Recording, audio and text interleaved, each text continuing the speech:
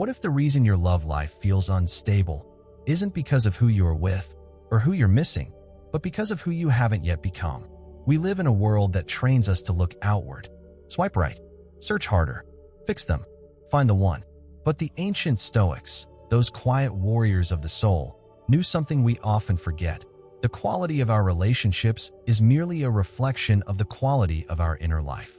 So let me ask you this. What if your heartache, your confusion, your longing wasn't a curse, but a compass? What if it's been pointing you not towards someone else, but back to yourself? You see, real love, the kind that doesn't just ignite, but endures, can't be hunted down. It can only be invited in.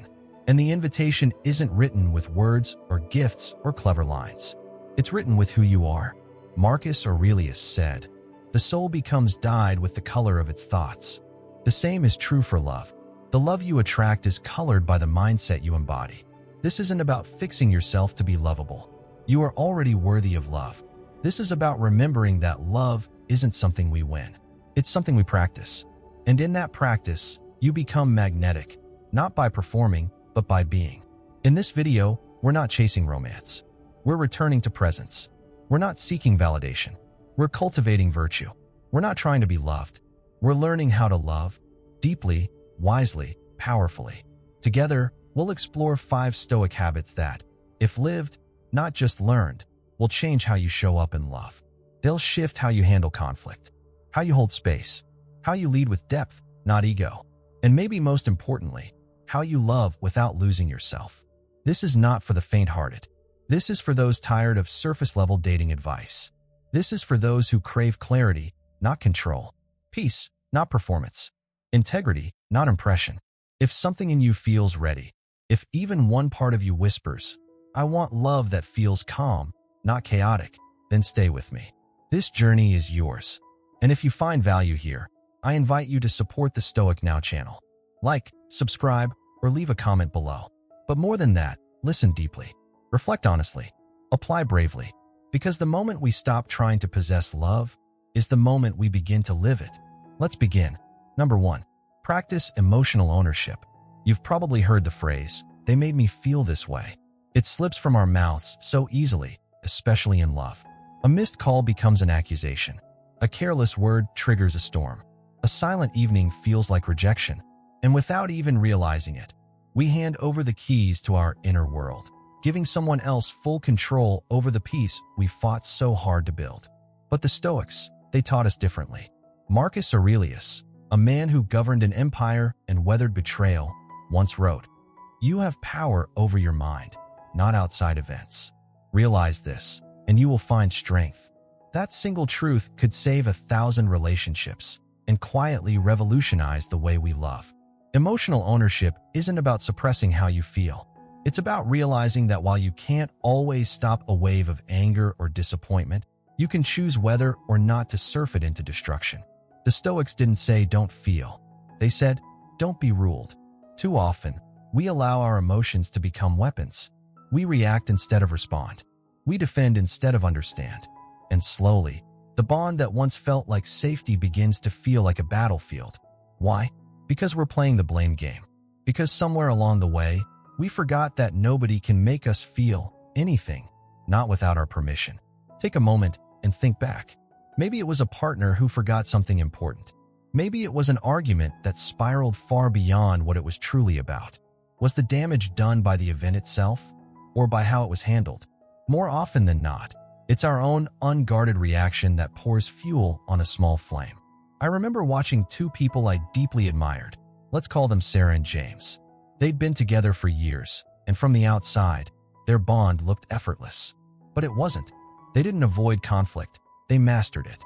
I once asked Sarah how she kept her cool when James was clearly in the wrong. She smiled gently and said, "Because I know my reaction writes the next chapter, and I care more about our story than my pride." That, right there, is emotional ownership. And yet, emotional ownership is not weakness. It is not passivity. It is the quiet strength of choosing stillness in the eye of emotional chaos. It is the pause before the outburst, the breath before the blame. It is the power to say, "I feel hurt, but I'm not going to let that hurt become a weapon." Let me be clear. Ownership does not mean tolerating mistreatment. It means knowing where your control ends and theirs begins. It means saying, I'm responsible for how I show up. What you do is on you. What I choose to feel, believe, and do next, that's on me. Seneca said, we suffer more often in imagination than in reality. In love, this becomes painfully real. A late text becomes a sign of indifference. A moment of silence becomes rejection. And in the absence of emotional ownership, our thoughts spiral, and with them, our trust. So what does emotional ownership look like in action? It's when you say, that comment hurt me, and I need a moment to process before we continue, instead of lashing out. It's when you reflect before reacting, when you choose understanding over assumption, when you journal instead of jumping to conclusions. It's when you recognize your emotional triggers and refuse to let them dictate the outcome of your connection. One of the most practical tools here is the Stoic principle of premeditatio malorum, the premeditation of evils. In relationships, this means anticipating moments of emotional turbulence and preparing your response.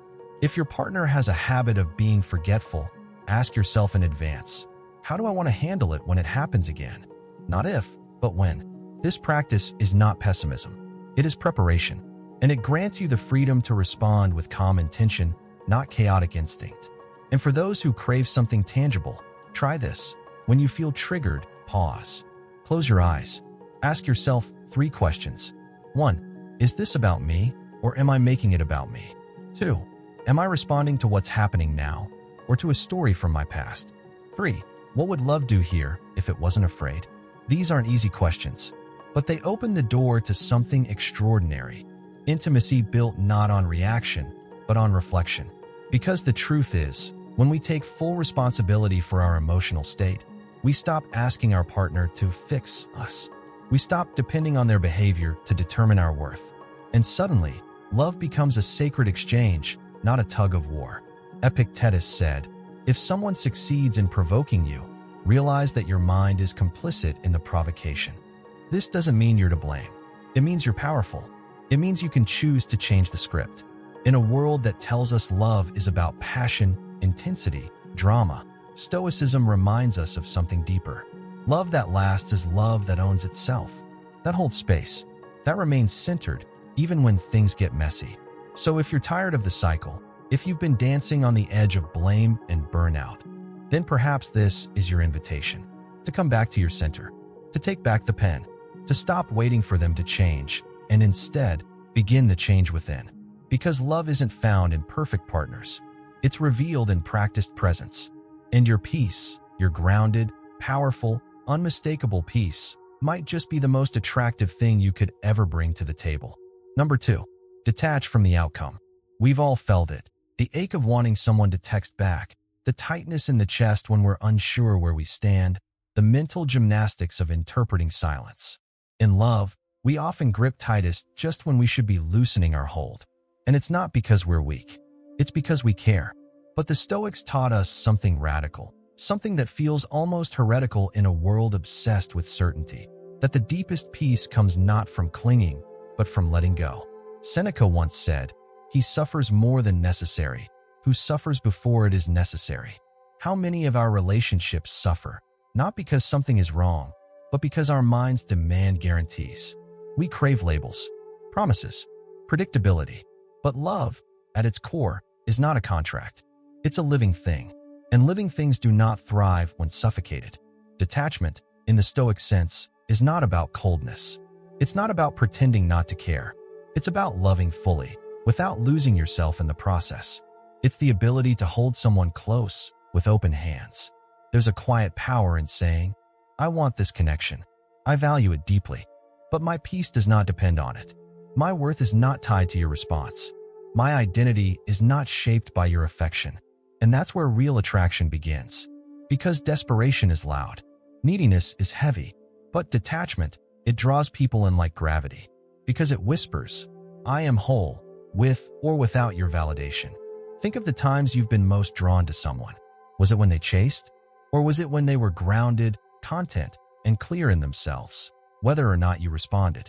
We often confuse detachment with disinterest, but they couldn't be more different. Disinterest is indifference. It disconnects.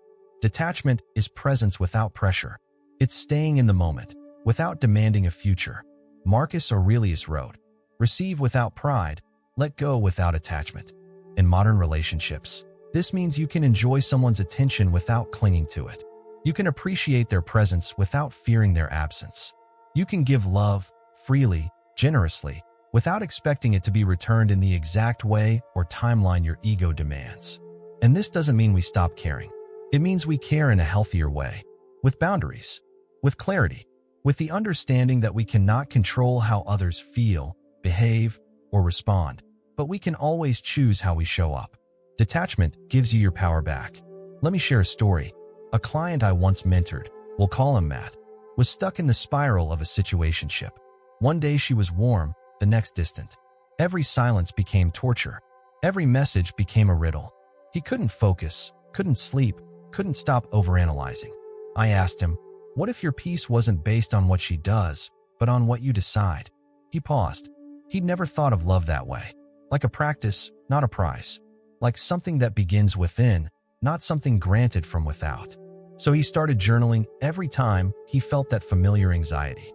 He began meditating, focusing not on her absence, but on his breath, his body, his presence. Slowly, the grip loosened. The obsession softened. And something incredible happened. Not only did he reclaim his energy, she started reaching out more. Because he was no longer sending signals of scarcity. He was radiating strength. That's the paradox of detachment. When you stop chasing, you start attracting. When you stop demanding love, you create space for real love to land. In relationships, we often act from fear. Fear of abandonment. Fear of not being enough. Fear of wasting time. But Stoicism teaches us to meet fear not with control, but with clarity. Epictetus reminds us, freedom is the only worthy goal in life. It is won by disregarding things that lie beyond our control. So ask yourself honestly, are you trying to force a future? Are you attaching your worth to someone's attention? Are you letting fear dictate how you love? Because when love becomes a transaction, if you text, I'll feel good. If you don't, I'll fall apart. We are no longer in love. We are in bondage. Detachment is the art of loving without losing. It's checking your phone, not to see if they messaged, but because you're scheduling a walk. It's not wondering if they're thinking of you, but asking yourself, am I proud of who I'm becoming right now? It's choosing to focus on your values, your creativity, your growth, your purpose, because your identity doesn't rest in anyone's hands but your own. And yes, that takes practice. Detachment isn't a light switch. It's a muscle, and you strengthen it every time you choose peace over panic, presence over pressure, self-respect over self-abandonment. One of the most powerful Stoic tools here is the dichotomy of control. Make a list. What is within your power in this relationship? Your actions, your words, your attitude. What isn't? Their feelings, their timeline, their wounds. Now circle only what's yours. Focus there. Release the rest. Because the moment you release control is the moment you become uncontrollable. And that's magnetic. That's freedom. In the end, detachment is love in its purest form. It says, I see you as you are. I offer you the best of me, but I do not need you to complete me. I am already whole. And when two whole people come together, not out of lack, but out of choice, that's where love becomes something sacred. So today, choose presence. Choose power. Choose to hold with love, but not with fear. Because the love you're meant for can't be forced, but it can be invited. And the doorway is detachment. Number 3, lead with virtue, not ego. In a world wired for performance, where first impressions flash across screens and confidence often masquerades as depth, it's easy to believe that what makes someone desirable is their charm, their confidence, their ability to win attention and hold it. But when the show ends, when the masks come off and life becomes quiet again, something deeper takes over. Something ancient, something real. That thing is character. The Stoics didn't speak of charisma. They spoke of virtue, of living by principles so unwavering that no storm, no rejection, no betrayal, no heartbreak could shake the foundation beneath your feet. Marcus Aurelius reminded himself daily, waste no more time arguing about what a good man should be. Be one. And in love, that might be the most powerful instruction of all. To lead with virtue, not ego, is to love with integrity. It means showing up not to impress, but to serve, not to conquer, but to connect, not to manipulate feelings, but to reveal who you are with humility, with courage, with grace. Let's talk honestly. Most dating advice out there pushes tactics. Say this, don't say that. Pull away to gain power. Don't be too available. And while boundaries are important, these strategies often become masks, tools of ego rather than expressions of truth. But virtue is the quiet strength that remains when all strategy falls away. Courage is when you speak how you feel, even when vulnerability terrifies you. Wisdom is when you pause before reacting, not to suppress emotion, but to understand it. Justice is when you hold space for your partner's experience, even when you're hurting. Temperance is when you resist the impulse to escalate, to control, to punish, and instead choose patience, even when your pride is screaming. Leading with virtue is not flashy. It's not performative, but it's magnetic in a way ego will never be. I remember a man I coached. Let's call him Elijah. He was tall, well-spoken, wildly intelligent. On paper, everything checked out, but his relationships always collapsed. Not because he wasn't attractive, but because he was unknowable. He lived in performance. Polished, impressive, but absent of vulnerability. When he shifted from trying to be impressive to trying to be honest, everything changed. He stopped pretending. He shared his insecurities. He listened more. He led with values instead of volume. And the woman who once pulled away leaned in. Because now there was substance, safety, stillness. Ego says, look at me. Virtue whispers, I see you. Ego demands attention. Virtue commands respect. Ego plays games. Virtue builds trust. The Stoics understood this deeply. They didn't chase admiration. They didn't need applause. They led by example, knowing that influence born from virtue lasts far beyond the heat of momentary passion. In relationships, this principle changes everything. When you lead with virtue, you become the kind of partner that others feel safe with. Not because you're perfect, but because you're consistent. Predictable in your integrity, rooted in your values. Think of the last time someone truly held space for you. Not just nodded, but really saw you. That's what virtue creates. A presence that soothes instead of agitates. A presence that doesn't compete, but contributes. And here's the truth. It's tempting to lead with ego, especially in a culture that rewards it. Ego says, if I can control how they see me, I can control whether they love me. But love built on image is always at risk of collapse. Virtue, on the other hand, asks nothing but your honesty. And that honesty becomes your offering. It may not impress everyone, but it will attract the right ones. The real ones. Because the people worth keeping are not impressed by your highlight reel. They're drawn to your depth. Seneca wrote, no man was ever wise by chance. Likewise, no meaningful relationship was ever built by accident. It is shaped, forged, strengthened, day by day, through the small, consistent choices of virtue. So what does it look like? It's speaking truthfully, even when a lie would be easier. It's saying, I don't know, when ego wants to prove you're right. It's apologizing without waiting for them to do it first. It's staying steady when emotions flare. It's doing what's right, even when no one's watching. And if you're wondering, but what if they don't notice? Then you're missing the point. You don't lead with virtue for the reaction. You lead with virtue because it is who you are becoming. It's not a tactic. It's your compass. And yes, sometimes ego will win.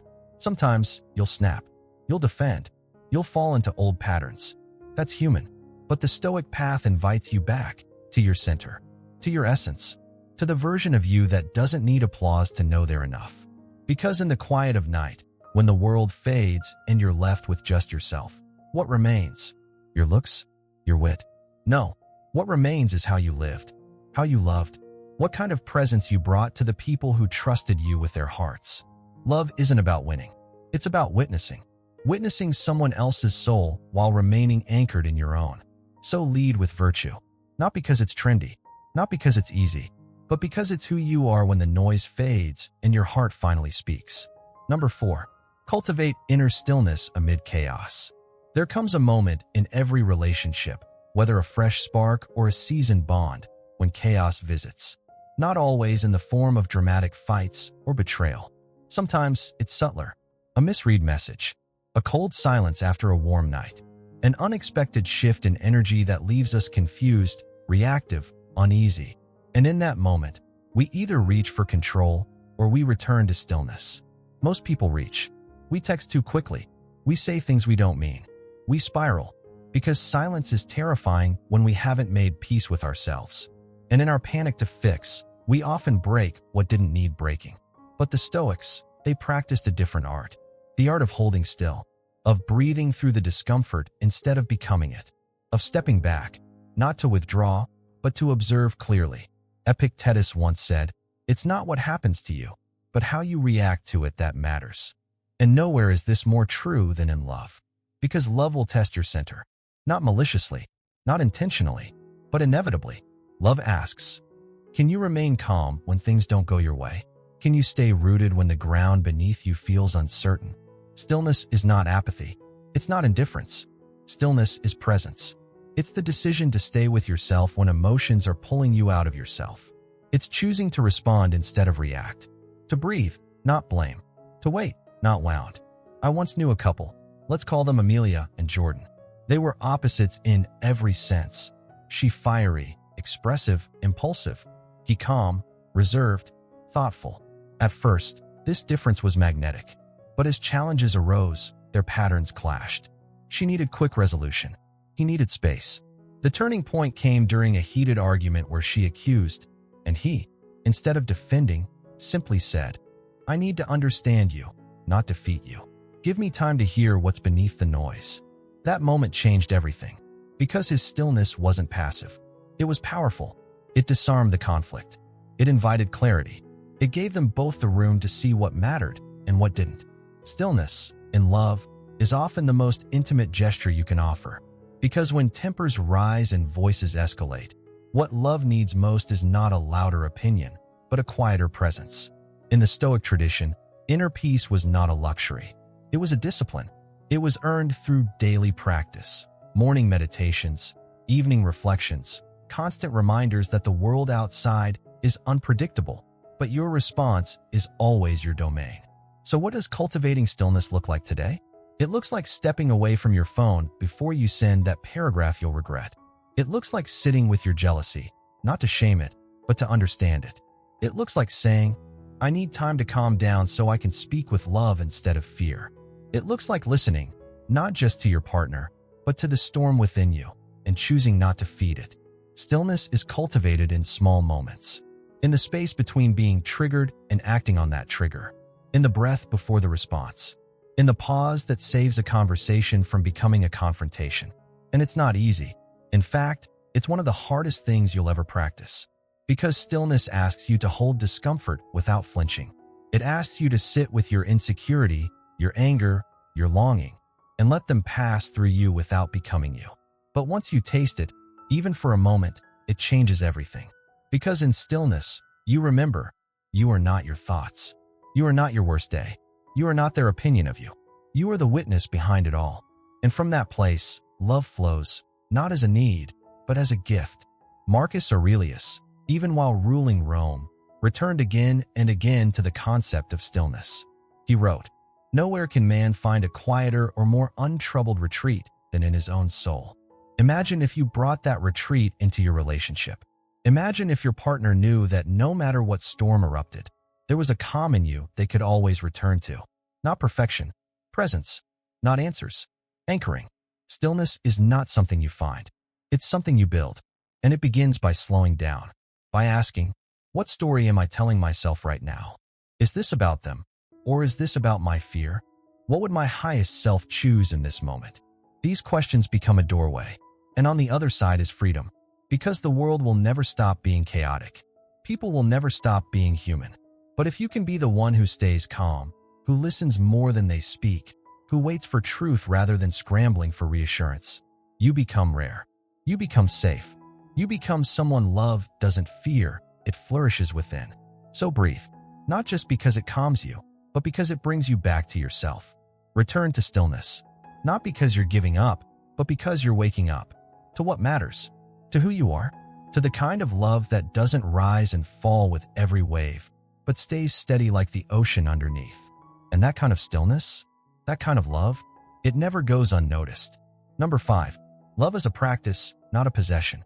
There's a quiet tragedy in how we often approach love as something to keep, to hold, to own.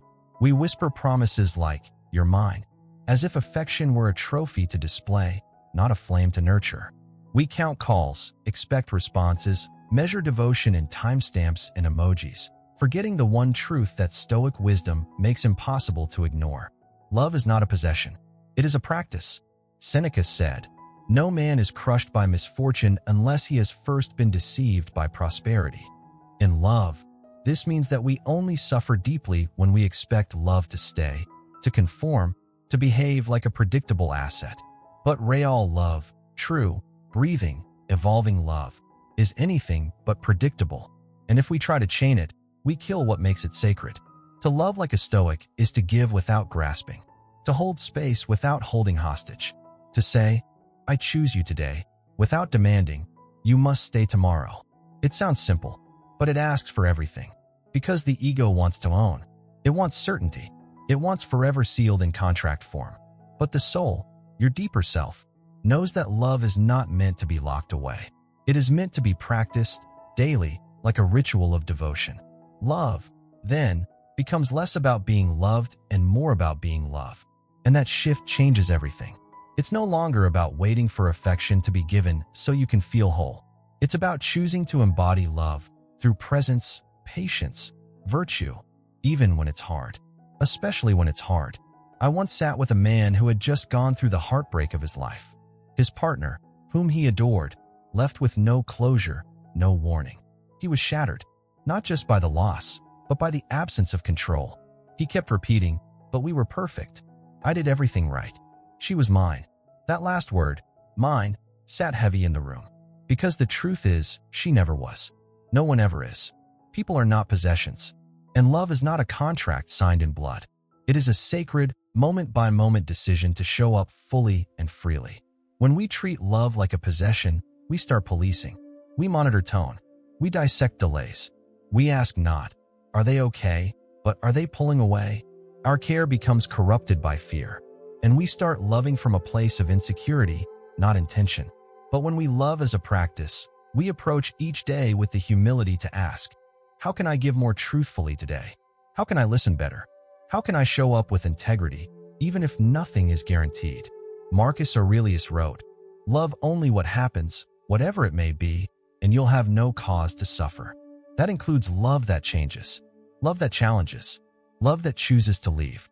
Because when you practice love, you do it not for reward, but because love is who you've become. This isn't passive. This isn't weakness. It is the highest form of strength. It is choosing to love from fullness, not lack. From purpose, not panic. In daily life, love as a practice might look like this. It's making your partner coffee not because they made it for you yesterday, but because you value their peace. It's asking, "How can I support you right now?" even when you feel unseen. It's saying, "I forgive you," not because they earned it, but because you refuse to be imprisoned by resentment. It's showing up as someone consistent, not because you fear losing them, but because your integrity is not situational. When you love like this, you shift the gravitational pull of your relationships. You become someone others feel safe around, because your love isn't dependent on perfection. It's rooted in presence, and presence is magnetic. Still, you may ask, "But what if I love this way and they don't? What if they take advantage of it?" The Stoic answer? That's not yours to control. You are only responsible for your practice, your alignment, your virtue. Their response is theirs. And if they walk away from love like this, it was never yours to lose. You didn't fail. You remained faithful to your highest values. Because in the end, you don't love so you won't be alone. You love because that's who you are. And if the other person can't meet you there, it's not your job to shrink. It's your job to keep loving well until someone meets you with the same discipline of the heart. In this kind of love, there's no need to hoard or hurry. There is just the quiet confidence of knowing that what you offer is rare, not because it's flashy, but because it's real. You become someone who doesn't beg to be kept, but someone impossible to forget. So practice love, not to earn someone else, but to become someone you would choose again and again. To love without chains, to give without fear, to stand, not in possession, but in presence. Because that is what makes love last. Love begins where ego ends. So here we are, at the edge of a journey that began not with someone else, but with ourselves. 5 Stoic habits. 5 shifts. Not grand, not loud, but subtle, powerful, deeply human. Not tricks, not tactics, but truths. And what if, just what if, those truths have been the missing pieces in how you've loved all along? Because love, as we've uncovered, is not something you find out there in someone else's gaze or gestures. It's something you become, something you practice, something you carry into every conversation, every silence, every storm. You've now seen how emotional ownership isn't about never feeling anger or fear, but about owning those emotions before they own you. You've tasted what it's like to detach, not to disconnect, but to stand free. You've stepped into the higher terrain of virtue, choosing character over performance. You've rested in stillness, learning that presence is louder than panic. And you've opened your heart, not to possess, but to offer. These are not habits we master overnight. They are callings. They are the invitations whispered by a deeper part of you, the part that knows love should feel peaceful, not performative, alive, not anxious, grounded, not grasping. The Stoics, in their robes and silence, had no Instagram, no dating apps, no rules, but they understood the human heart in a way we're only beginning to remember.